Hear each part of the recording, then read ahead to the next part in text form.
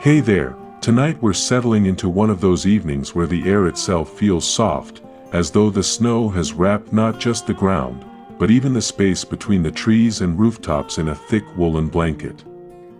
You step out onto the porch of a little tailor's shop, a humble place tucked along a narrow village lane, and the first thing you notice is the way the twilight sky drifts between lavender and silver, like it can't quite decide if it's evening or just a very cozy dream. Crickets don't sing this time of year, but the silence is somehow just as musical. The old porch swing gives a lazy groan as it rocks in the gentle winter air, and you find yourself smiling at how it sounds like a sleepy uncle clearing his throat. You probably won't survive this level of peace, so, before you get comfortable, take a moment to like the video and subscribe, but only if you truly enjoy what I do here. I'd also love to know where you're listening from tonight and what time it is for you. Maybe it's just past midnight and you're curled up in bed, or maybe it's late afternoon and you're sneaking in a bit of calm before the rest of your day continues. Now, dim the lights, maybe turn on a fan for that soft background hum, and let's ease into tonight's journey together. The porch steps creak under your boots as you lean against the wooden post, hands tucked into your coat pockets. Snowflakes tumble slowly down, catching in your eyelashes before melting away. The village is quiet, except for the occasional muffled crunch of someone walking down the far end of the lane.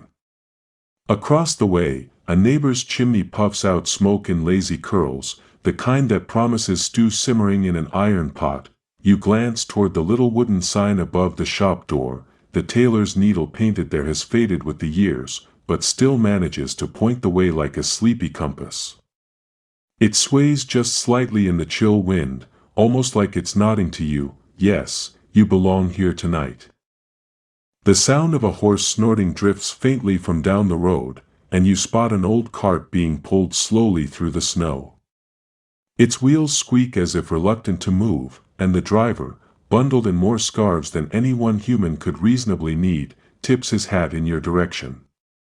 The gesture feels so timeless it could be happening in any century. Behind you, the golden glow of the tailor's shop window spills across the porch, catching the flakes and making them sparkle like tiny lanterns. You know what's waiting inside: warmth, the steady tick of a clock, and a cat who has already claimed the choicest spot of the night. But for now, you linger outside, just long enough to notice how snow piles delicately on the shop's roof shingles, giving the building the appearance of a gingerbread house dusted in sugar. Down the lane, there's a lantern swinging gently from a crooked post. No one really knows who last replaced the glass in that lantern, and there's a quiet debate in town about whether it glows brighter on nights when the snow is deepest. Some folks swear it does, others laugh it off as old wives' tales. You just watch it sway and think it looks a little like a sleepy heartbeat in the distance. Your breath drifts upward in clouds, curling in front of your face before joining the night air. Somewhere in the dark, an owl hoots, low, steady, and reassuring, like an old neighbor reminding you he's still around. Finally, you pull open the door, and the tinkling of a small brass bell greets you. The warmth of the shop rushes at you immediately, carrying the faint scent of wool, cedar, and cinnamon. The snow is content to stay outside, and here inside is where the night will truly begin. The fire in the hearth pops gently, and a pair of iron tongs leans nearby, waiting in case another log is needed. Shadows sway on the wooden floor, cast by the dancing flames. You know that in a few minutes, the tailor's cat will stir, stretch, and reclaim his chosen place near the embers, but for now, the chair nearest the hearth stands empty, silently inviting you to take it. The shelves around the room carry spools of thread in more colors than a rainbow could hope to manage. Each one seems to whisper about a coat it once became part of, or a dress mended just in time for a holiday supper. The air feels heavy in the best way, like a quilt draped over your shoulders. Outside, the snow continues its slow descent, but from this warm, golden cocoon of a shop, you don't mind it at all. It feels like the night is setting up its stage, and you found the front row seat. The hearth crackles, and you can almost hear it sigh in relief when the log shifts just right, sending up a spray of sparks that wink out before they reach the stone. You shut the shop door behind you, and the cold night becomes nothing more than a memory pressing gently at the glass. Inside, the world is warm, slow, and steady, like a clock that has no intention of rushing. Near the fire, the tailor's cat stirs. He's a plump fellow, for the color of nutmeg sprinkled on cream, with paws that seem too dainty for the heavy responsibility of claiming the hearth. And yet, he manages just fine. With the kind of grace only cats possess, he rises, circles once, then curls himself into a perfect comma. Tail wrapped snugly around his nose. His purring hums through the quiet room, deep enough to sound like a miniature engine, soft enough to suit the edges of your thoughts. You watch as the glow from the flames dances across his whiskers, making them appear like fine silver threads stitched into the fabric of night. He is, after all, the unofficial guardian of the shop, though his duties involve little more than napping, stretching, and accepting saucers of cream with regal dignity. The villagers often joke that the tailor is merely the cat's assistant, running the needles and threads while the true master ensures quality control from his hearthside throne. Some say the cat appeared one winter without warning, scratching gently at the shop door until the tailor opened it. Others claim he was always here, tucked into the rafters like a secret, waiting for the right moment to reveal himself. And, of course, a few of the older folks insist the cat belonged to the tailor's grandmother, though no one can remember just how many winters ago that might have been. Stories shift in small towns the way snow drifts in the wind, slowly, gently, always rearranging themselves. You lower yourself into the wooden chair by the hearth. Its arms are worn smooth by years of elbows, and its cushion has the comforting slump of countless winter evenings. The warmth seeps into your bones almost immediately. For a moment, you imagine you too might curl like the cat, a quiet punctuation mark at the end of a long day. On the workbench nearby, scraps of fabric lie in neat little piles. Reds as deep as cranberries, blues as soft as faded summer skies, and even a golden yellow swatch that looks startlingly like sunshine trapped in cotton. Each piece waits patiently, ready to become something useful, something cherished. The cat flicks an ear in their direction, as if overseeing the process even in his sleep. Outside, the wind nudges at the window shutters, but it sounds less like a demand and more like a lullaby, one long exhale after another. You imagine the snow drifting higher against the doorstep, smoothing over the uneven ground until everything outside looks seamless, like the hem of a freshly sewn garment. There's a little mystery here too, though. If you listen carefully, just between the pop of the logs and the steady rhythm of the cat's breathing, you might catch a faint creak. Not from the chair or the door, but from somewhere deeper in the building. The sound of floorboards shifting, or perhaps a drawer sliding ever so slightly on its own. The tailor insists it's nothing more than wood settling in the cold. Others aren't so sure. They say the shop remembers things. That on nights of heavy snow, it whispers to itself. You decide not to think too hard on it. After all, the cat seems perfectly content, and if anyone would notice something unusual, it would be him. The clock on the mantel ticks steadily, each second falling into the room like snowflakes, soundless and inevitable. There's no rush here, no appointments to keep, no deadlines pressing. Just you, the hearth, the cat, and the gentle companionship of a shop that has weathered countless winters. The cat shifts, stretches one paw outward until the claws catch on the rug, and then resettles himself with the kind of satisfied sigh usually reserved for humans slipping into bed. His tail thumps once against the floor, and the rhythm of the evening continues. Somewhere beyond the walls, a horse shakes its mane, bells on the harness jingling faintly before falling silent again. It's a reminder that the village is still alive out there, neighbors hurrying home. Shutters closing against the night, fires being stoked in other hearths. Yet here, you feel as though the world has paused just for you, creating a pocket of warmth and quiet. The flames flicker lower for a moment before catching hold of a fresh knot in the wood, sparking up again, brighter, bolder. The cat's ears twitch at the sound, but he doesn't bother to open his eyes. Clearly, he's seen it all before. You lean back in the chair, watching the shadows sway and dance across the walls. They move like old friends telling secrets, their shapes bending and curling, never quite holding still. It feels almost like the shop itself is settling in beside you, ready to keep you company through the long, snowy night.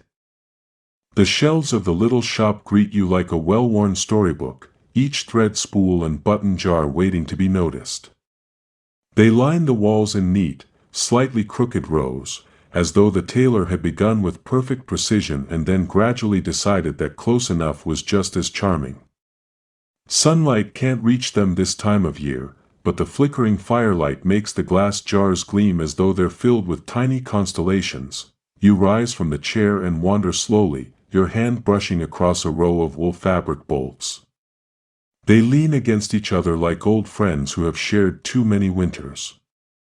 Plaids in deep forest greens and russet reds, soft grays the color of chimney smoke. And one peculiar lavender piece no one can quite remember being ordered.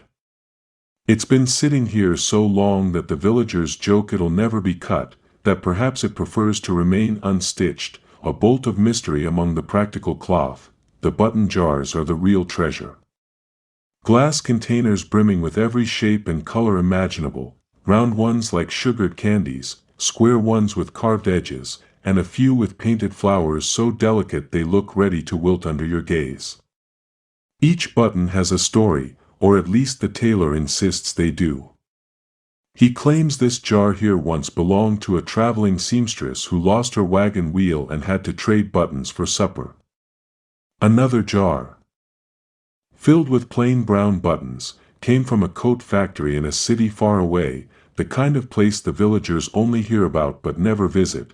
You lift a jar and tilt it gently. The buttons clatter like coins, a soft, musical sound that seems to echo faintly in the room. The cat opens one eye, unimpressed, then curls back into his dream. Clearly, he's heard this orchestra 100 times. On the highest shelf, nearly out of reach, there's an old tin box. Its lid is dented, and no one knows exactly what's inside. Some say it holds military buttons from a war long past.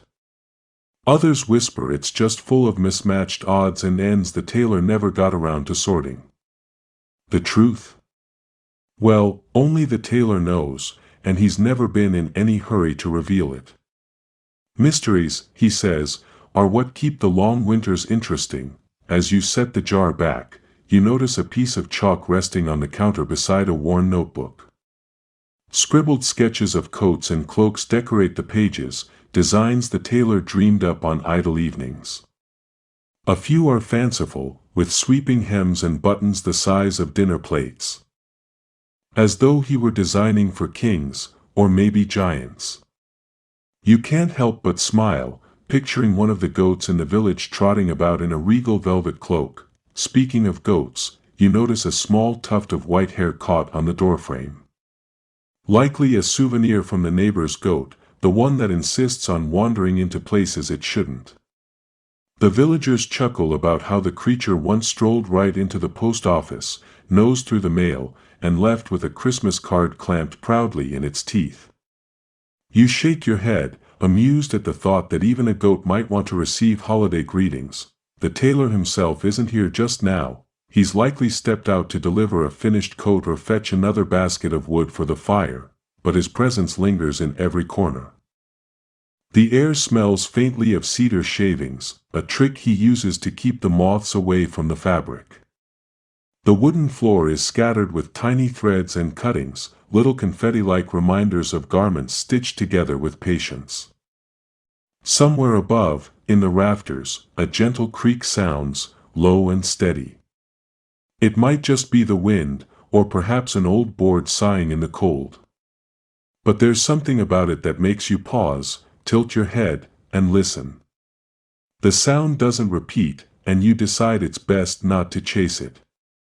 After all, this shop seems to hold more stories than anyone can count, and some of them prefer to remain unsolved. You drift back toward the hearth, button jars gleaming in the corner of your eye. The cat stirs again, stretches his paws high above his head, and yawns so wide it seems impossible such a small creature could contain it. His eyes meet yours for just a moment, half-lidded, almost knowing. Before he tucks his nose under his tail again, back in your chair, you notice the notebook left slightly open. The sketch on the current page shows a winter coat lined with fur, buttons shaped like stars, and a hood large enough to shield someone from even the fiercest of snowstorms. You wonder if the tailor dreamed it up for himself, or perhaps for someone who never quite made it into the shop. Whatever the case, it feels like the kind of garment that would make the cold irrelevant. The fire pops again, showering the stones with sparks. You lean back, surrounded by threads, fabrics, buttons, and secrets, while outside the snow continues to fall, gentle, patient, and endless. The brass bell above the shop door jingles suddenly, its bright note ringing through the cozy quiet like a polite little knock from winter itself. You glance up as the door opens, ushering in a swirl of snowflakes and a burst of cold air that quickly melts into the warmth of the hearth.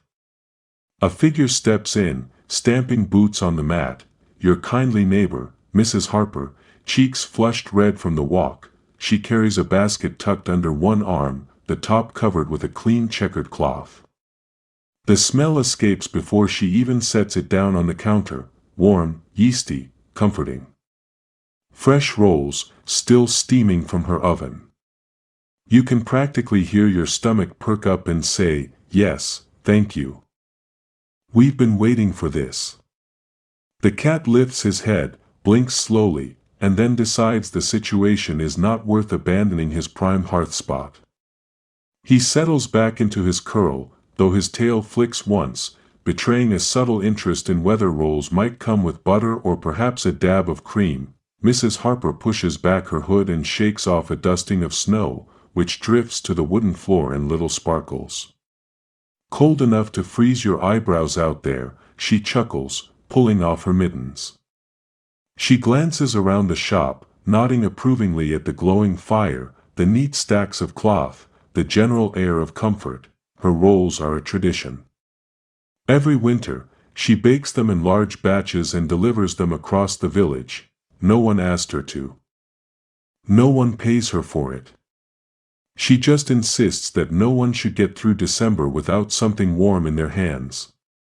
Some say she uses a secret ingredient, others joke that she simply bakes with the kind of stubborn cheer that can't be bought or bottled.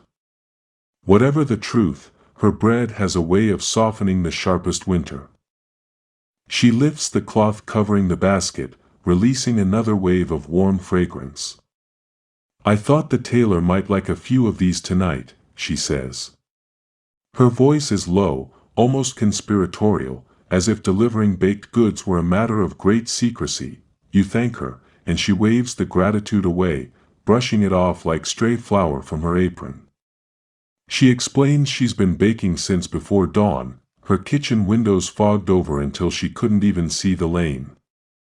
"The rhythm of kneading dough," she says, "is better than any tonic for these long, dark days." On the counter beside her basket rests a stray spool of thread, purple as a midsummer violet. She picks it up, rolling it between her fingers, and muses aloud about how it might look sewn into the hem of a Sunday dress. "Not for me, of course," she laughs, "I'd stain it with jam before supper." She places it back down gently, careful not to let it roll away. The fire crackles again, and she drifts toward it, stretching her hands over the warmth. "Snow's falling thicker now," she says. "The kind that makes the lane disappear by morning if we're not careful." There's no real worry in her voice, more the tone of someone who has lived through enough winters to know they're all a little different, but none last forever. The conversation drifts easily, like steam from a tea kettle. She tells you about the children sledding earlier on the hill near the old oak tree, their laughter echoing down the valley.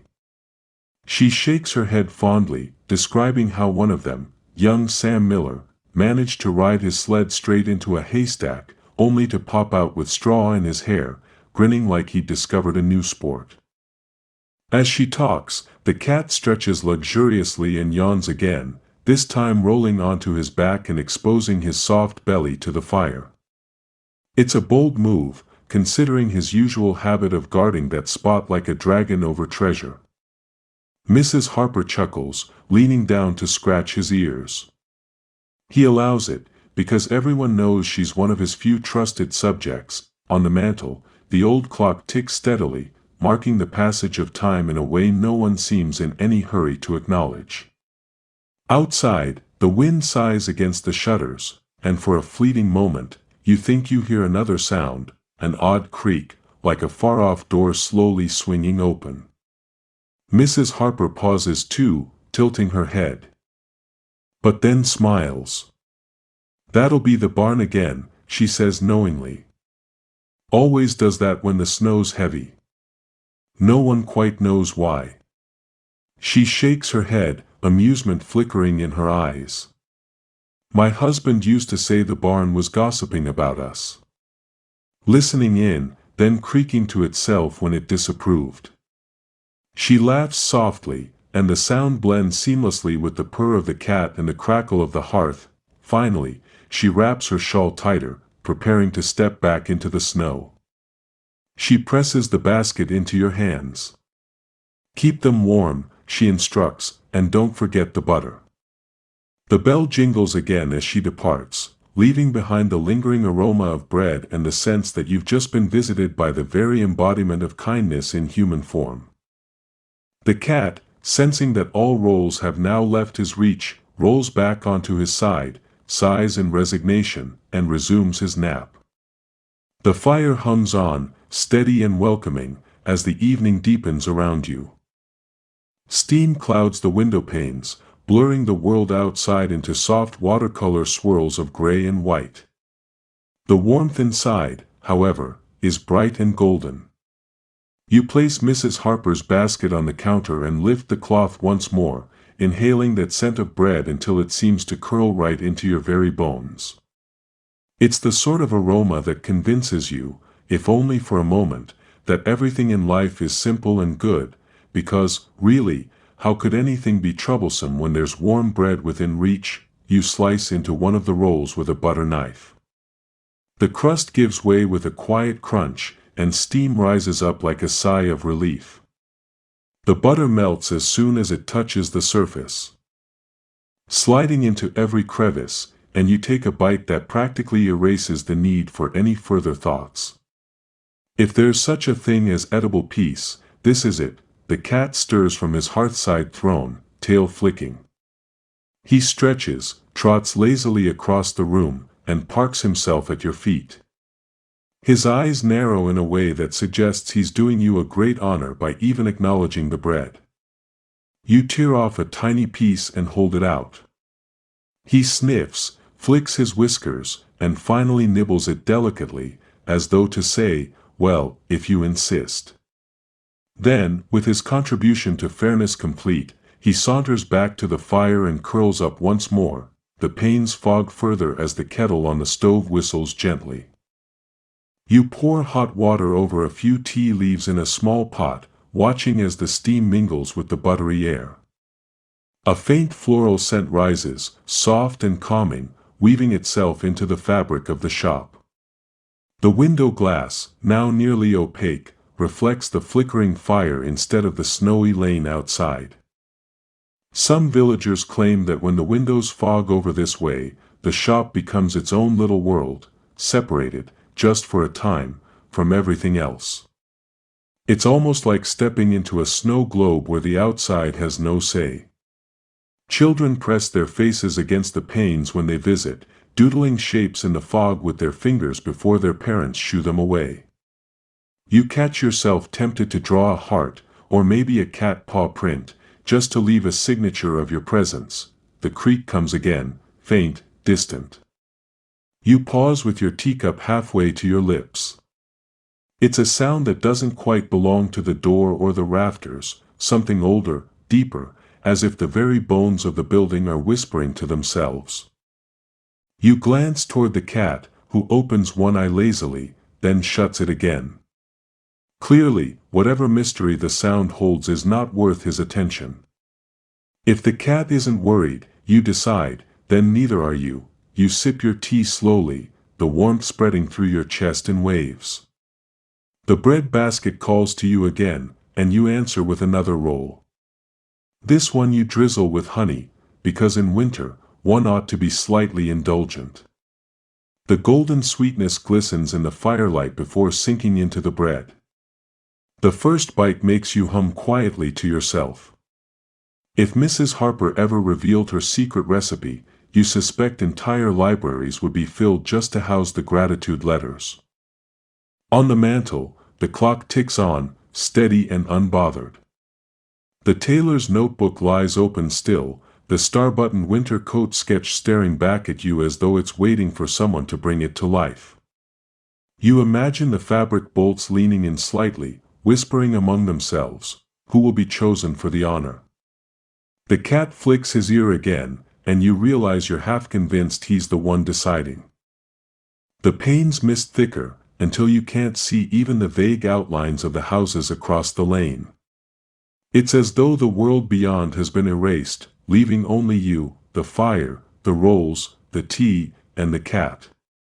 The longer you sit, the more natural this feels, as if perhaps the world outside is the dream, and the shop is the reality. A gust of wind rattles the shutters, and a soft thud follows, as though snow has slid from the roof. You glance at the window, tempted to wipe a small circle in the fog to peek outside, but the warmth inside convinces you otherwise.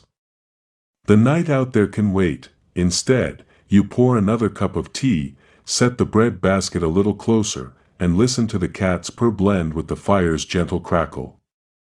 The foggy panes glow faintly from the lantern outside, but the shapes remain blurred, softened, indistinct.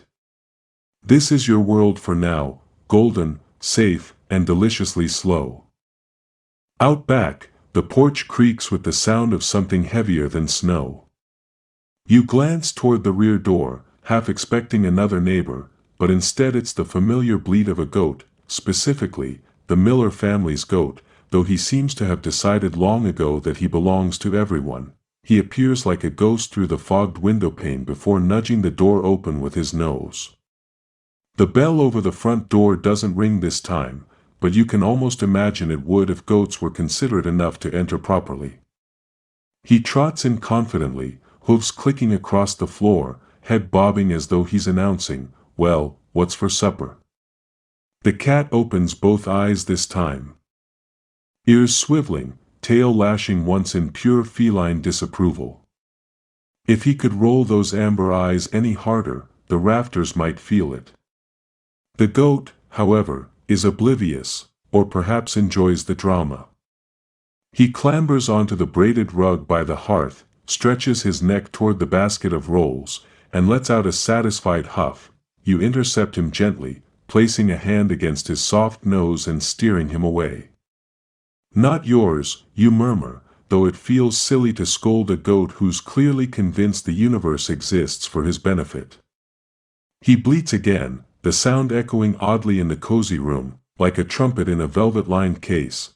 The tailor once joked that the goat thinks he's family. And honestly, you can see it. He doesn't graze like the other goats. Instead, he prefers to follow villagers into shops, wander the schoolhouse if the door is left ajar, and even attend church services, where he stands solemnly in the back like a very respectful, if slightly smelly, parishioner. No one's really sure why. Some say he's lonely, others suggest he simply enjoys the warmth of hearths. A few of the older folks whisper that he might be the reincarnation of some stubborn ancestor who refused to leave the village entirely. Whatever the reason, He stands now with his nose tilted upward, sniffing the fire's smoke as though savoring it. The cat rises from his throne at last, trotting a tight circle around the goat with all the dignity of a landlord inspecting an uninvited guest. He doesn't hiss, he's far too refined for that, but his tail becomes a banner of disapproval, swishing in exaggerated arcs. The goat ignores him, flicking his own tail with equal stubbornness. The sight is so ridiculous you chuckle, and the sound breaks the tension, leaving the room feeling lighter. You find a small carrot in the tailor's basket near the stove, likely saved for stew, and offer it to the goat. His eyes widen in delight, and he chomps happily, orange crunches filling the room with absurd cheer. The cat sits back, unimpressed, but at least the rolls are safe. Outside, the wind presses against the shutters again, rattling them with a little more insistence. Snow has likely drifted higher now, climbing the porch steps, softening the world until it looks like a down comforter draped across the village. The goat munches on, unbothered by storms or propriety. You can't help but imagine tomorrow's gossip, how Mrs. Harper will stop by again, shaking her head, saying, "That goat. He'll be mayor by spring if no one stops him." The thought warms you almost as much as the fire. There's a faint sound overhead once more, a slow creak like someone pacing in the rafters. You tilt your head, listening, but the goat doesn't react and the cat has already curled back into his spot, one paw tucked under his chin. Whatever it is, it seems harmless. Perhaps just the shop stretching its old beams in the cold. The goat finally finishes his carrot and, with the self-satisfaction of a king, folds his legs to lie down on the rug. He places his chin on the floor, eyes half-lidded, ready for a nap as though he owns the place. The cat sighs audibly, then turns himself fully away from the scene, tail draped dramatically across his nose. The hearth crackles once more, casting shadows across goat and cat alike, two unlikely guardians of the shop, resting side by side, if not in harmony, then at least in reluctant tolerance. You lean back in your chair, sipping what's left of your tea, amused by how easily winter nights turn into little theater plays, acted out by neighbors, animals, and the occasional loaf of bread. By morning, the storm has finally exhausted itself. When you step outside, bundled in layers, the world glitters like someone scattered powdered sugar across every rooftop and fence post. The tailor's sign sways gently above the door, its paint dulled by time but its stitching needle emblem still sharp against the pale blue sky. The cat doesn't bother to follow you out, he prefers the hearth. The goat, however, crunches along at your heels, leaving neat little cloven prints in the snow. He seems convinced that wherever you're going must involve snacks, or at least attention. The air smells bright, if such a thing can be said, like fresh linen hung out to dry, mixed with chimney smoke drifting from the village rooftops. A few shutters creak open here and there, neighbors peeking out as though unsure whether the world has really settled down after such a blizzard. Snowbanks line the streets so high in places you can't see over them. Yet there's a strange joy in it, every sound softened, every building outlined as though drawn in chalk. It feels like the whole village has been placed inside a snow globe, and someone has just finished giving it a good shake. Up the lane, children already test their mittens by scooping handfuls of snow, shaping balls to toss against barn walls. You wave as you pass, though one of them mistakes your wave as a challenge and lobs a snowball your way. It whizzes past, harmless, landing in a puff that makes the goat leap back indignantly, bleating as though personally offended. The children laugh so hard they fall over, and even you can't help but chuckle, brushing flakes off your sleeve. Everywhere you look, there are signs of the storm's mischief. A fence has been buried almost to the top rail, only the tips of its posts visible like teeth in a white grin. A wagon wheel juts out of a drift, looking like it's been half swallowed by the earth. And at the edge of town, a pine tree has toppled across a ditch, its branches still shimmering with icicles, like nature tried to build a crystal bridge, yet not all is trouble. The snow seems to have smoothed things, too, filled in the ruts of the muddy road, covered the clutter of wood piles and stray tools, leaving only clean, rolling shapes that sparkle when the sun peeks through. It's as though winter has taken a broom to the whole place. Sweeping away the rough edges for a while, you stop at Mrs. Harper's porch. She's already out with a broom, clearing steps that are taller now than her knees. She pauses to rest, leaning on the broom handle, cheeks pink from the cold. Well, she calls, the storm tried its best, didn't it? But here we are, still standing. You nod, returning her smile. The goat steps forward boldly, nosing her basket of kindling. She swats at him with the broom, not unkindly, more like a neighbor reminding another of his manners. Not for you, she scolds. He bleats again, clearly feeling misunderstood. As you move on, you notice the tailor's shutters creaking in the breeze.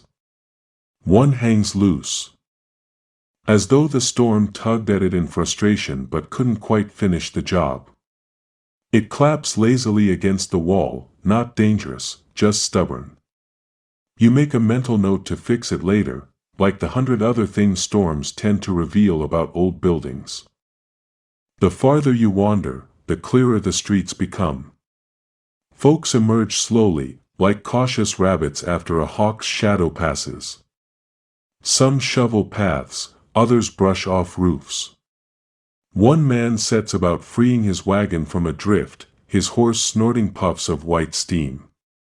You pause to lend a hand, tugging snow aside until the wheel finally creaks free. The man claps your shoulder in thanks, and his horse stamps approvingly, though the goat nearby makes a sound that suggests he thinks he did most of the work. By the time you circle back toward the shop, the village feels alive again.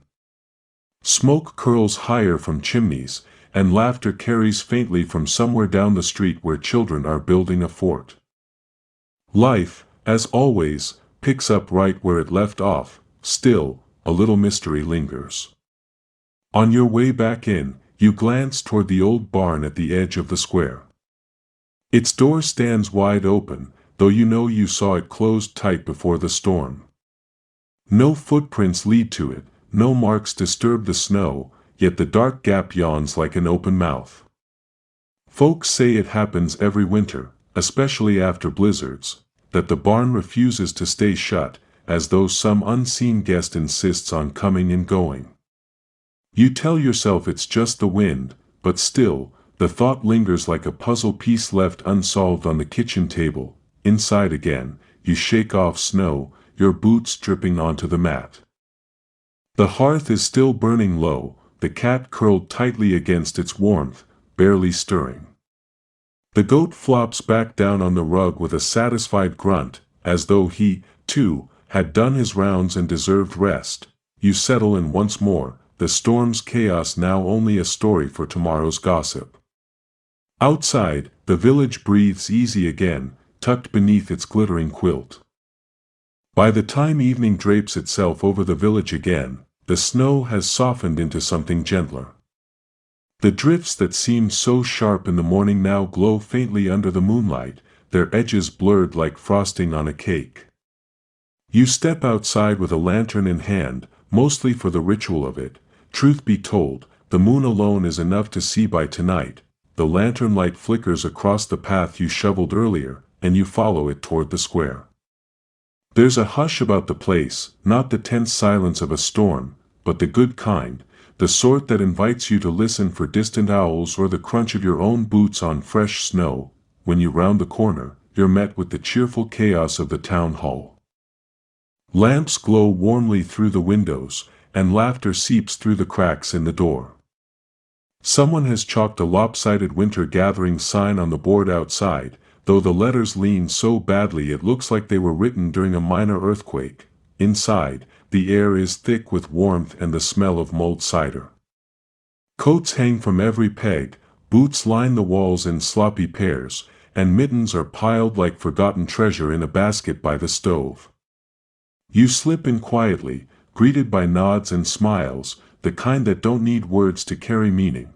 At the long wooden tables, pies crowd together in friendly competition, apple with crumb topping, cherry with lattice crust, and one ambitious attempt at lemon that seems to have collapsed in the middle. Its filling sloping toward one side like it tried to escape halfway through baking. People don't mind, they scoop it up anyway, chuckling at its odd angle. In one corner, old Mr. Reeve tunes a fiddle, his fingers moving slow but steady. Children chase one another in wide circles, weaving through legs and nearly toppling chairs. At least two of them have snow still clinging stubbornly to their scarves, as if they couldn't be bothered to brush off before rushing inside. The goat, naturally, insisted on coming with you. He squeezes in behind you like an overeager guest, earning a round of chuckles. Someone ties a red ribbon loosely around his neck and declares him guest of honor. He struts proudly through the room as though he's finally been recognized for his contributions to village life. The tailor's cat, of course, has chosen to stay home by the fire. He would never stoop to mingling with such a crowd when there's a hearth waiting for him. Plates pass from hand to hand, steaming mugs of cider clink together, and you find yourself seated beside Mrs. Harper, who is busy explaining to anyone who'll listen how her snow shovel has been one storm away from snapping in half since '72. Nobody doubts her, yet somehow the shovel still hangs on, much like she does. The fiddle finally bursts into song, joined by a drum tapped with more enthusiasm than rhythm. Folks take to clapping, some stomping along, the hall shaking just slightly with the effort. The goat bleats at just the right moment, unintentionally in tune, and the crowd erupts in laughter. A few insist it was deliberate, that the goat has musical gifts beyond the rest of them. Someone even suggests starting a village band with him as the star attraction. Between songs, stories ripple through the hall, half true, half tall, and all shared with equal delight. There's a retelling of the time the postman's cart lost a wheel on the bridge. Another of how a flock of geese once stalled the church bell by nesting in the tower. And then, of course, someone brings up the barn door, wide open again tonight, though no one can explain why. Some insist it's the storm's afterbreath, others swear it's just the old place remembering it was once busy. Nobody agrees, but nobody seems bothered either. Mysteries like that are simply part of life here. As the evening stretches, the air grows thick with warmth and the gentle fog of contentment. Coats are shrugged off completely, cheeks glow with cider and laughter, and even the shyest neighbor finds themselves drawn into the circle of talk and song. Time slides by unnoticed, the kind of time you can't measure by a clock, only by how many plates of pie disappear and how many children doze off against their parents' shoulders. At last, when the fiddle quiets and mugs stand empty, folks gather their things. Boots are tugged back on, scarves looped hastily, and goodnights are exchanged with the sort of cheer that only comes after a storm has tested you and found you still standing. You step back into the night, the goat clattering along at your side with his ribbon still bobbing. The snow crunches softly underfoot, the lantern swaying in your hand. The air feels clearer somehow, as though all the stories, songs, and laughter have scrubbed it clean, and though the barn door still hangs open across the square, yawning dark and silent, you feel no unease. It's just part of the scene, a familiar puzzle waiting for another night. What matters now is the glow of your hearth, the cat curled in his unmovable spot, and the simple knowledge that, in this small village, no storm can dim the light of such evenings. The morning after the gathering arrives with a gentle hush, as if the whole village has agreed to take things slow. The storm is long gone, leaving behind a sky so clear and pale it feels like someone polished the heavens overnight. The rooftops sparkle under the early sun, snow melting in quiet trickles that patter from eaves and freeze again into little icicles before they hit the ground. You shuffle to the window, cradling a mug between your palms, and peer out at the square. The footprints from last night's comings and goings look like a patchwork quilt stamped into the snow, overlapping in all directions, each telling a small story of who lingered, who dashed, and who forgot which boots they wore. The cat stretches in a slow arch beside the hearth, his tail flicking in a way that makes it clear he's still slightly offended you left him home during the gathering. He pretends not to care, but the fact that he has positioned himself exactly where the morning light hits tells you otherwise. Cats are experts at silent protest. The goat, still wearing the red ribbon, prances by the door with unearned pride, as though he's now the official mayor of the village. If anyone else doubts this, he doesn't seem to notice. He paws at the latch, eager for another outing, though you're not entirely convinced the square is ready for his newfound sense of importance. By mid-morning, you step out to take in the day. Your breath fogs in the air, but it doesn't bite like before. The snow crunches underfoot, softened by the sun, and you make your way toward the old wooden bridge. The boards creak pleasantly beneath you, a familiar sound that always manages to feel reassuring, even though you tell yourself you should probably replace a plank or two before spring. From the bridge, the river below glimmers with patches of ice drifting lazily downstream. Ducks bob along in the open stretches, quacking to no one in particular. There's a peculiar peace in watching them, half of them fussing loudly, half of them gliding silently, all seemingly content with their lot. As you lean on the railing, you notice something curious. Down near the far bank, where the snow heaps high against the trees, there are tracks, tiny ones, close together, weaving in odd zigzags.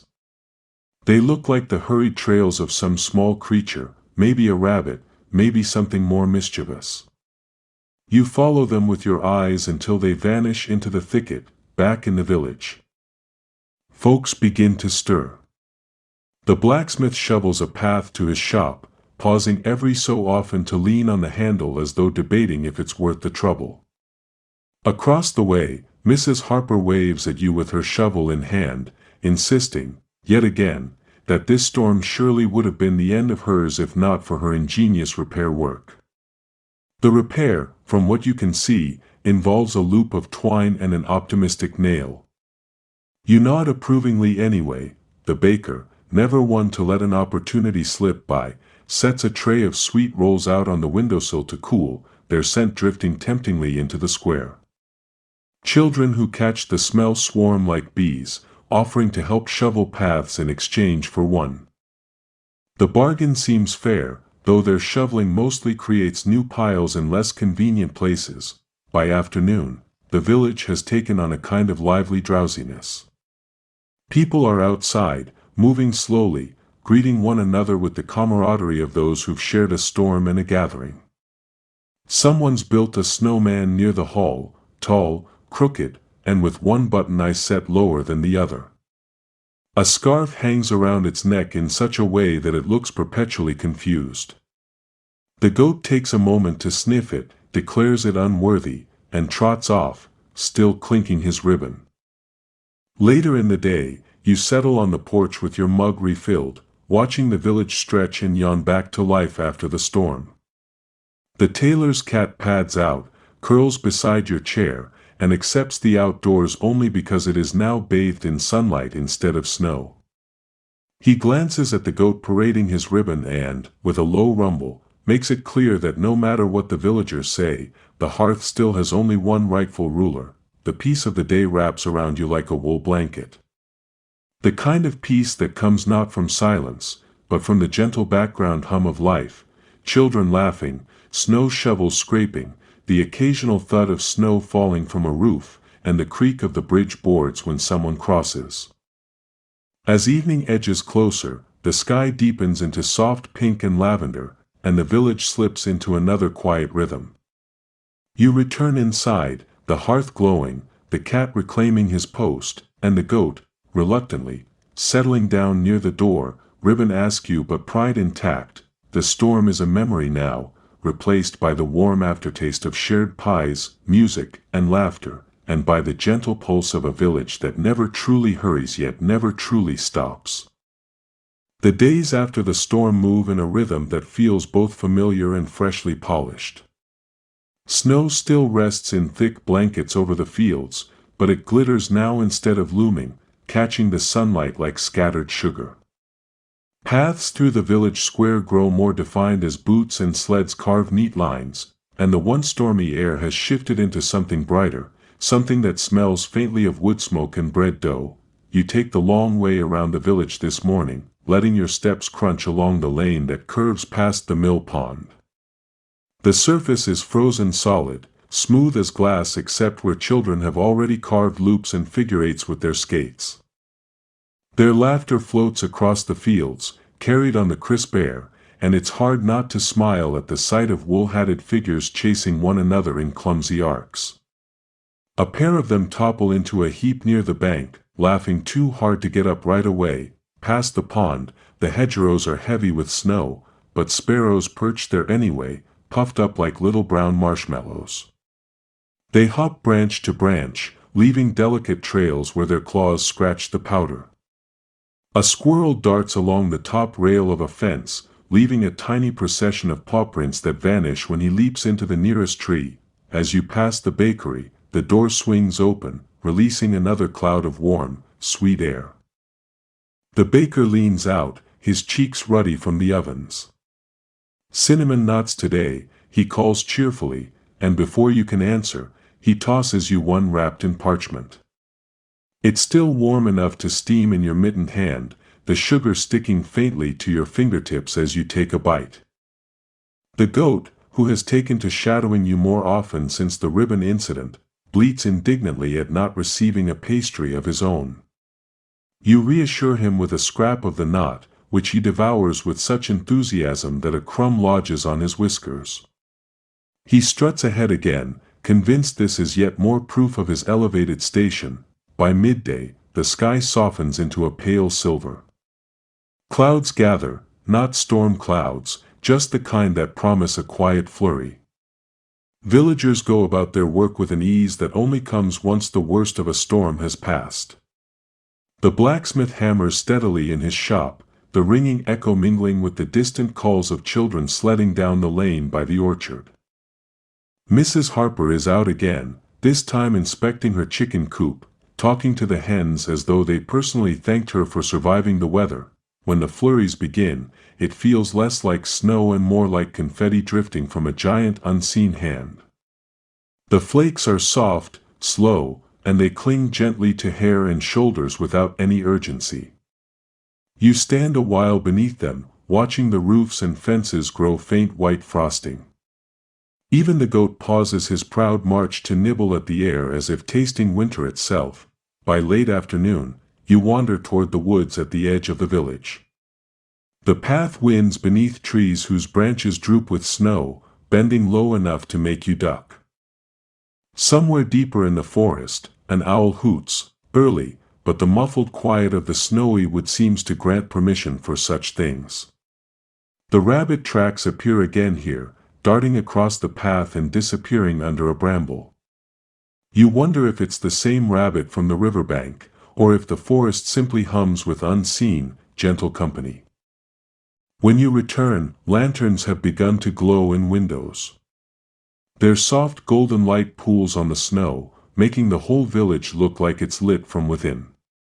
A neighbor waves you over for a mug of mulled cider, and soon you find yourself standing in the doorway, mittened hands curled around a steaming cup, listening to the easy conversation of folks trading weather tales. Someone insists that the barn door only opens when it wants to tell the time, pointing out that it flung wide just as the church bell struck noon. The others chuckle, but no one disputes it outright. Evening deepens with little ceremony.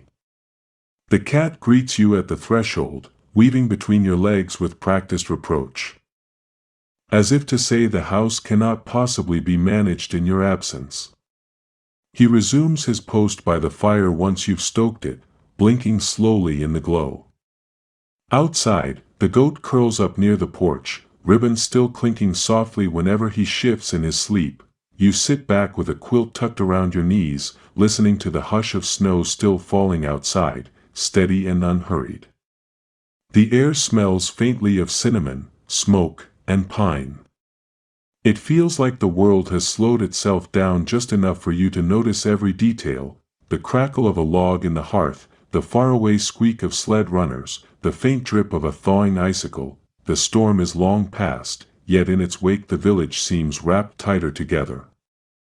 Bound by the soft rhythm of winter days, where even the smallest moments, the toss of a pastry, the crunch of boots, the mystery of a barn door, become stories worth keeping. Morning comes with a sky so pale it nearly blends with the snow, a faint watercolor wash of pink brushing the horizon. The rooster, despite the chill, crows with a kind of theatrical pride that makes you think he's been rehearsing all night. The cat, unimpressed, yawns from his spot by the hearth and flicks his tail, as if to say, "Wake me when spring arrives." You slip into your boots and step outside, your breath rising in clouds as you wander down the lane. The snow crunches in satisfying rhythm, a metronome for your morning. The goat follows, of course, though he looks as though he'd prefer a blanket and a mug of cocoa. His ribbon has grown a little frayed, one end dragging through the snow like a trailing flag of mischief. Today is the winter market, held once a month in the square. It's smaller than the lively summer fairs, but no less spirited. Wooden stalls are set up in a neat line, their roofs sagging slightly under the weight of snow. Bright woolen scarves flap in the breeze, jars of preserves gleam like jewels in the pale light, and baskets of root vegetables sit piled high, earthy and dependable. A fiddler plays near the well, his music bouncing off the frosted air, and children toss snowballs between the stalls until a vendor scolds them half-heartedly. You pause at a table selling honeycomb, each golden square glistening as though the sun itself had been trapped inside. The beekeeper, bundled so thoroughly that only his eyes peek out, insists the bees work harder in the cold months. "Don't ask me why," he says with a shrug. "Maybe they know we need it more in winter." Further down, you spot Mrs. Harper, proudly hawking her pickled beets, which she claims cure everything from colds to a gloomy outlook. You buy a jar partly for the taste and partly because her conviction is unshakable. The goat eyes it suspiciously, then decides it's beneath his dignity to sample. The square fills with chatter and laughter, the kind that rises easily in winter air, as though people are grateful simply for the chance to gather. Neighbors trade small stories: who's been seen skating at the pond, whose barn door swung open again last night at exactly 3 o'clock, who spotted a fox darting across the fields with something white and feathery in its jaws. No one seems particularly troubled by these mysteries, they're part of the fabric of life here, little riddles tucked between chores and meals. You drift toward the stall where quilts are stacked in bright towers. Their colors are vivid against the snow: deep reds, cheerful yellows, quiet blues stitched with tiny stars. The woman selling them insists each pattern holds a story. She points to one stitched with winding paths and explains it's meant to guide travelers home, even in their dreams. You run your hand over the soft fabric, feeling the stitches like whispers of patient work done by lamplight. By midday, you carry your treasures back: honey, beets, and a small quilt folded under your arm. The path home is alive with sound, the fiddler still playing, children shouting, a pair of dogs barking as they chase one another in clumsy circles. The goat struts proudly at your side, clearly convinced he's been the star of the market. Several villagers waved at him. After all, at home, the cat lifts his head just long enough to inspect the new quilt before resettling, clearly pleased that yet another soft surface has entered his domain. You drape it across the back of a chair, and already the room feels warmer, more stitched together. The fire hums low, a bass line to the day, while outside the snow begins to fall again, soft, thin flakes that seem more decorative than practical. Evening draws you back into the quiet rhythm you've come to love. The goat finally dozes near the porch, the ribbon around his neck catching the lantern light each time he shifts. You ladle stew into a bowl, steam curling upward, and settle by the fire with the cat purring at your side. Outside, the snow collects gently on the windowsill, erasing the sharp lines of the world. The market's chatter still echoes faintly in your ears, the laughter, the fiddler tune, the hum of neighbors trading news.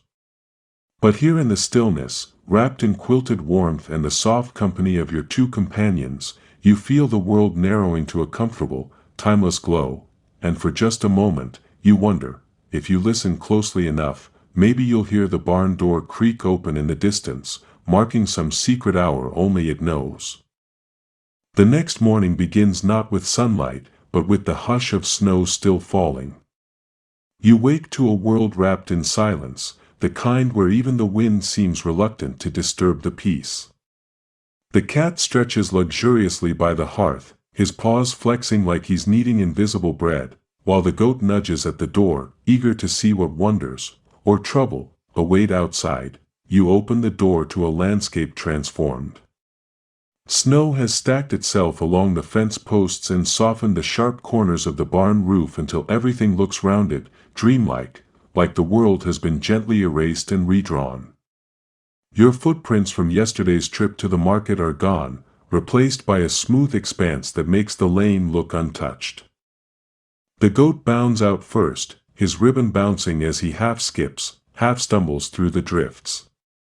He leaves behind a trail of little craters, a dotted path across the field.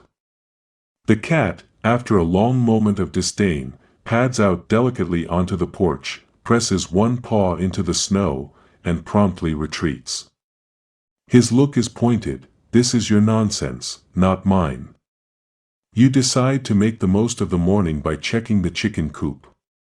Inside, the hens look smug, as though they invented the idea of staying in where it's warm. One of them has laid an egg right in the middle of the feed trough, just to be contrary. You collect it carefully, the shell warm against your palm. There's something oddly grounding about that warmth in the midst of winter, the reminder that life, in its steady way, keeps going no matter the season. Back inside, you crack the egg into a pan, the sizzle filling the kitchen with cheer. The goat watches from the doorway, his beard dotted with frost, looking like some ancient winter prophet. You eat slowly, savoring the taste, while the cat claims the sunny spot on the windowsill, smugly victorious in his decision to avoid the outdoors. By mid-morning, the snow has tapered off, and you decide to take a slow walk to the pond. It's not far, just down the lane and past the stand of birches that creak faintly in the cold. The goat, naturally, insists on accompanying you, prancing in the snow as though the journey were an epic quest. His ribbon catches on twigs now and then, but he doesn't seem to mind. The pond lies still, a smooth sheet of ice with only a few brave children skating across it. Their laughter echoes like bells, carrying far through the frosty air. You watch for a while as they glide and tumble, scarves trailing behind them. One boy insists the pond is home to a giant fish that sleeps all winter beneath the ice.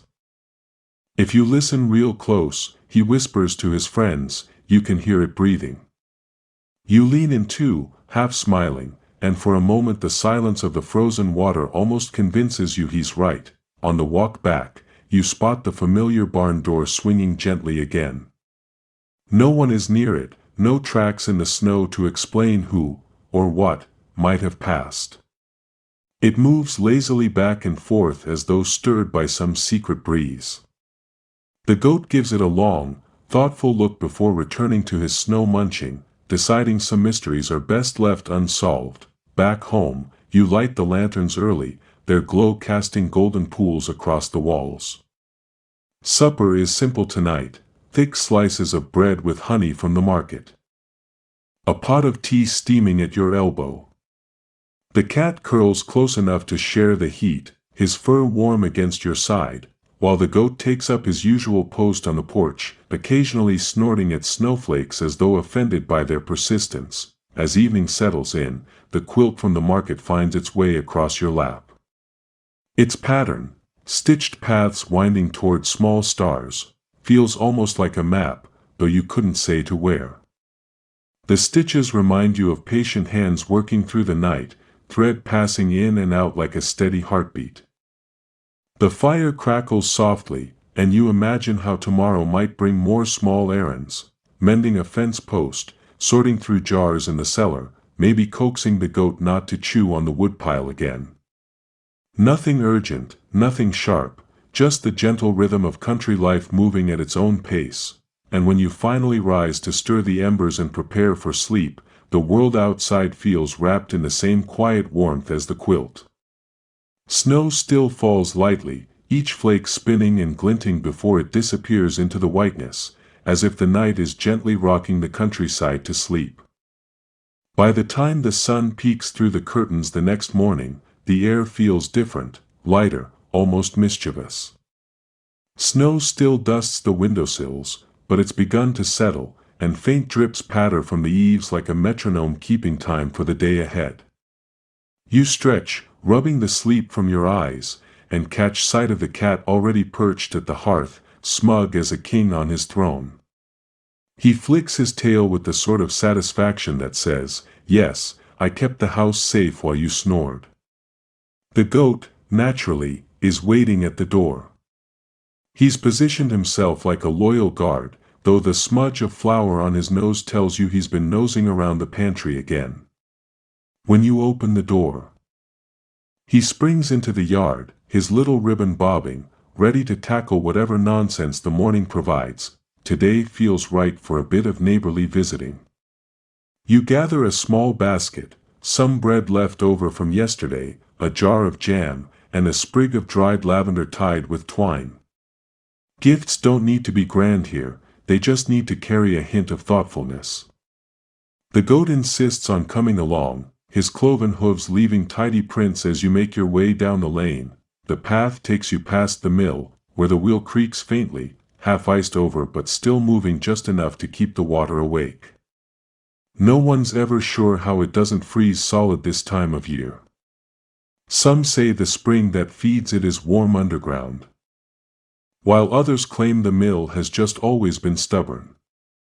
You smile at that. Stubbornness does seem to be the lifeblood of most things around here. At your neighbor's cottage, smoke curls from the chimney, promising warmth inside. Mrs. Everly greets you at the door, cheeks rosy from kneading dough. She's the sort who always has a story tucked into her apron pocket, ready to share. Today, it's about the fox she swears she saw wearing what looked like a blue mitten. Can't say how he got it, she insists, handing you a cup of spiced cider. But I'll be darned if it wasn't bobbing on his paw like it belonged there. You sip the cider slowly, savoring the cinnamon, while the goat sniffs around her porch, perhaps searching for the mittened fox himself. The cat, who had followed at a distance, pointedly remains outside, pretending he's uninterested in all of this. His tail swishes in disapproval, though his ears flick every time Mrs. Everly laughs. Back on the path, you wander toward the old stone bridge.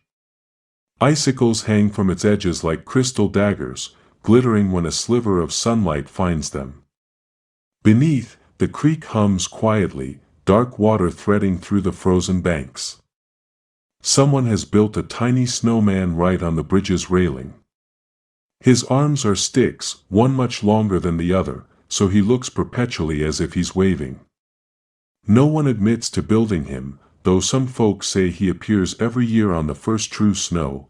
Crossing the bridge, you follow the road into the woods. Snow muffles your steps until the silence feels alive, thick with secrets. The goat's hooves crunch faintly, the only steady rhythm, while you pause now and then to listen for the distant call of a woodpecker or the whisper of branches heavy with frost. When you emerge from the trees, the village square opens before you. The fountain at its center is frozen mid-splash, its stone figures caught in a frosty tableau. Children skate circles around it, their scarves trailing like comets, while shopkeepers sweep snow from their thresholds. The butcher waves, and you wave back, though you're not here for meat today, just for the joy of watching the town stir awake under winter's spell, a cart rattles by, piled high with kindling.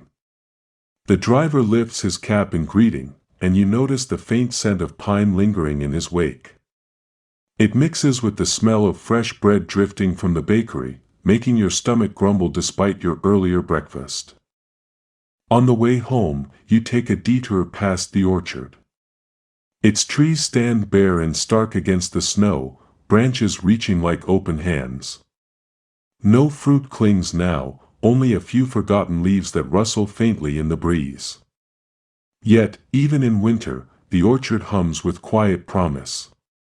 You imagine spring blossoms bursting forth again, bees buzzing lazily from branch to branch, and jars of cider lying neatly in the cellar. By the time you return, dusk is teasing the horizon. You settle by the fire once more, the cat curling into the crook of your arm as though he'd been waiting all along. The goat snores faintly outside, stretched across the porch like some watchful sentry who's decided a nap is the best form of vigilance. The night deepens slowly, shadows lengthening on the walls, until the house feels wrapped in its own cocoon of stillness. The fire's glow softens, and you find yourself sinking into the rhythm of the day's small wonders, the midden fox, the snowman no one admits to building, the mill wheel that refuses to freeze. Each mystery, each moment, folds gently into the quilt of your memory, keeping you warm as sleep draws near. The next morning breaks softly, as if the sun itself is in no rush. The light creeps in like honey, slow and golden, slipping through the frost-etched windows. You stir beneath the quilt, listening to the faint crackle of embers still alive in the hearth. The cat has, of course, claimed the warmest spot, stretched long like a ruler across the foot of the bed. His purr rumbles faintly, an engine that never quite shuts off. You rise, pad across the creaking floorboards, and stoke the fire. The smell of pine smoke drifts upward, curling into the rafters like an old song. Outside, snow still hugs the ground, but the day feels milder, gentler. You decide it's a good day for a proper walk beyond the fields. The goat senses adventure the moment you fetch your scarf. He dances at the door, already jingling his ribbon as though announcing your plans to the whole countryside. You step out into the morning, boots crunching over a thin crust of ice. Breath steams from your lips, the sort that makes little clouds you almost want to chase. You pass the woodpile, neatly stacked, though you remember last spring when the stack toppled spectacularly thanks to a nosy raccoon. No one ever proved it, but you know in your bones he was the culprit. He'd left pawprints like tiny signatures all over the scattered logs. The lane winds past the frozen pond, where a gaggle of geese squabble loudly, honking as though their arguments hold deep importance. One waddles directly into the goat's path, and for a moment you worry about a showdown, but the goat simply sniffs and keeps walking, too dignified for poultry drama today. That dignity, of course, lasts about 10 seconds before he decides to chase his own shadow across the snow. Up ahead lies the church steeple, its bells still dusted with frost. The road leads toward the village, where shop windows glow warmly despite the hour. You wander first into the bakery, lured by the smell of butter and yeast. Mr. Hollis, the baker, greets you with a grin wide enough to stretch from one ear to the other. "Try this," he says, sliding a steaming bun onto parchment.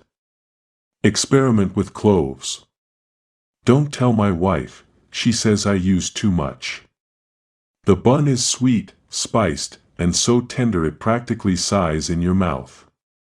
The goat, naturally, tries to snatch it, but you manage to divert him with the crust of yesterday's bread. After the bakery, you stop by the post office. It's one of those places that's less about mail and more about swapping news.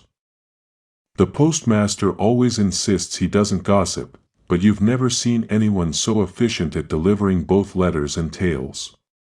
Today's tidbit: someone swears the old abandoned house by the orchard had a lantern burning in the window last night. No one lives there, the postmaster whispers, leaning close. No one's lived there for 30 years. You nod solemnly, but inside you're amused. It wouldn't be the first time someone spotted something odd there. Some folks say it's haunted, others claim it's just the reflection of moonlight on the glass. Either way, the story ripples through the town like smoke, curling into everyone's imagination. You carry your parcels back through the square, where children are building another snowman beside the frozen fountain. This one has a crooked carrot nose and what appears to be one of the blacksmith's old gloves stuck on top like a jaunty hat. The glove's owner probably hasn't noticed yet, or maybe he has, and he's simply letting the children borrow it until the thaw. On your way home, you take the longer route through the meadow. The snow here is untouched, a white expanse broken only by deer tracks weaving toward the tree line. The silence is immense, but not empty, more like the world is pausing to breathe alongside you. The goat bounds ahead, kicking up powder like a furry plow, while the cat trails reluctantly, each paw placed with exaggerated disdain at the idea of cold toes. Back at the cottage, you light a lantern as twilight slides down the hills. Supper is simple, a bowl of stew, some buttered bread, a jar of those sweet pickles you canned last summer. The flavors bring a sense of continuity, proof that every season leaves gifts for the next. When you settle by the hearth again, the fire glows steady, it's like painting lazy patterns across the walls. The cat curls in a spiral, tucking his nose under his tail, while the goat settles just outside the door with a sigh that could pass for satisfaction. You lean back in your chair, listening to the familiar chorus, the pop of the logs, the muffled rustle of snow slipping from the roof, the occasional creak of the rafters as though the house itself is stretching. Another day has passed, ordinary, perhaps, but thick with the kind of details that settle warmly in your chest. The mittened fox, the gossip of lanterns in abandoned windows, the geese's endless arguments, all small mysteries and amusements that weave the fabric of life here. And as the fire hums you toward drowsiness, you find yourself already wondering what gentle surprises tomorrow might hold. The night stretches itself long and quiet, wrapping around the cottage like a quilt stitched from starlight. You sit for a while longer by the hearth, the fire dwindling to glowing coals that shift and sigh, the light softening with every breath of air through the chimney. The cat still purrs at your feet, though the rhythm has slowed to something so steady it could almost be mistaken for your own heartbeat. Outside, the goat makes one last shuffle, adjusting himself against the door before giving in to sleep entirely. The windows are dim mirrors now, reflecting the flicker of the room back at you. Beyond them lies the hush of fields and woods under the weight of winter's calm. The snow has settled again. As though smoothing out its own wrinkles, so the world seems newly blank and waiting. Even the geese at the pond have fallen silent. For once, no one has the last word. You rise, stretch, and snuff the lantern, leaving only the glow of the embers. The cottage settles with you, its timbers groaning in that familiar, reassuring way, like a friend shifting closer. You draw the quilt tighter around yourself as you climb into bed. The fabric smells faintly of cedar from the chest where it was stored last summer, and the scent mixes with the lingering trace of wood smoke in the air. The cat follows without hesitation, hopping lightly onto the bed and curling at your side. His whiskers twitch once. Then still, as if even in his dreams he is satisfied with his position. You can feel his warmth at your hip, an anchor against the chill that whispers around the window panes. You listen, briefly, for the soft chorus outside, an owl's low call, the distant creak of trees shifting in the breeze, maybe even the faintest ringing of that mysterious barn door if the fog rolls in. Your thoughts drift slowly, like snowflakes deciding where to land. You remember the lantern tale from the post office and wonder idly who might have passed by that old house last night. You think of the mittened fox, of the stubborn geese, of the goat and his endless schemes, and of all the countless little oddities that stitched this winter together. Nothing urgent lingers here, only the gentle weight of a day well lived. The fire gives one final sigh, collapsing softly into ash. You exhale with it, letting your body sink, quilt and mattress holding you like an embrace. You know tomorrow will bring its own rhythm, feeding the animals, perhaps another walk through the village, maybe even a new story whispered in the post office. But none of that requires thinking now, for now, the cottage holds steady. The cat curls tighter. The night deepens. And you, wrapped in stillness, begin to let go, carried on a current of peace you probably won't survive if you try to stay awake much longer. Longer. Longer. Longer. And so, the story folds itself closed like a letter tucked carefully into a drawer. The winter night continues outside, soft and patient, snow keeping its silent vigil over the hills. Inside, warmth lingers, not just from the fire or the quilt, but from every gentle detail that has gathered around you, the steady purr of a cat, the loyal thump of a goat against the door, the familiar creak of the rafters above. There is nothing more you need to do. The fields are resting, the village has quieted, and the world seems content to wait until morning. You can feel the same invitation to rest moving through you now, slow, steady, undeniable. Let your breath grow easier, as if it belongs to the same rhythm as the coals fading in the hearth. Let your shoulders soften, your hands rest, your eyes close without effort. The story has given you its gift, not excitement or urgency, but the calm of knowing that here, in this little cottage, everything is as it should be. Sleep waits for you the way snow waits for the sun, inevitable, gentle, certain. And when you drift into it, you'll carry with you the warmth of the hearth, the softness of the quilt, and the quiet company of every small, quirky moment that filled these hours. The night is yours now, safe and untroubled. Let it cradle you. Let it carry you where you need to go. Sweet dreams.